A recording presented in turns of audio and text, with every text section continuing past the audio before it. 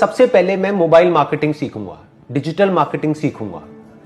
अगर किसी को डिजिटल मार्केटिंग आती है तो वो कोई भी काम कर सकता है, उसके लिए खेल है किसी भी काम को करना। Advertising and marketing is going to be the biggest advertising in the next 10 years और 20 years। तो आप अभी सीखो ना।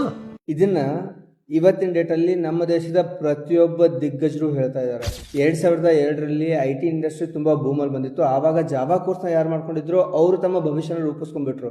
ಅದೇ ತರ ಇಲ್ಲಿಂದ 10 ವರ್ಷ ಆದ್ಮೇಲೆ ಇವಾಗ ಡಿಜಿಟಲ್ ಮಾರ್ಕೆಟಿಂಗ್ ಯಾರು ಕಲಿತಾರಲ್ಲ ಅವ್ರು ತಮ್ಮ ಭವಿಷ್ಯನ ರೂಪಿಸ್ಕೊಂಡಿರ್ತಾರೆ, ತಮ್ಮ ಆರ್ಥಿಕ ಸ್ವಾತಂತ್ರ್ಯನ ಕಂಡುಕೊಂಡಿರ್ತಾರೆ. ನಿಮಗೂ ಕೂಡ ನೀವು ಮಾಡ್ತಾ ಇರೋ ಕೆಲಸನ ಬಿಡದೆ ಒಂದು second source of income create ಮಾಡ್ಕೋಬೇಕು. ಮನೆಯಿಂದ ಹೊರಗಡೆ ಹೋಗದೆ ಒಂದು ಪಾರ್ಟ್ ಟೈಮ್ ಕೆಲಸ ಮಾಡಬೇಕು, ನಿಮ್ಮ ಆರ್ಥಿಕ ಸ್ವಾತಂತ್ರ್ಯನ ಕಂಡ್ಕೋಬೇಕು ಅಂತ ಏನಾದರೂ ಆಸೆ ಇದ್ರೆ ಇವಾಗಲೇ ನೀವು ಡಿಜಿಟಲ್ ಮಾರ್ಕೆಟಿಂಗ್ ಕಲಿಯೋದಕ್ಕೆ ಶುರು ಮಾಡಬೇಕು.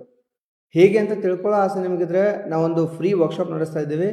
ಅದಕ್ಕೆ ಅಟೆಂಡ್ ಆಗಬೇಕು ಅಂತ ನಿಮ್ಗೇನಾದರೂ ಆಸೆ ಇದ್ದರೆ ಈ ವಿಡಿಯೋ ಕೆಳಗಡೆ DM ಅಂತ ಕಮೆಂಟ್ ಮಾಡಿ, ನಾವು ನಿಮಗೆ ಇನ್ವಿಟೇಷನ್ ಕಳಿಸ್ಕೊಡ್ತೀವಿ.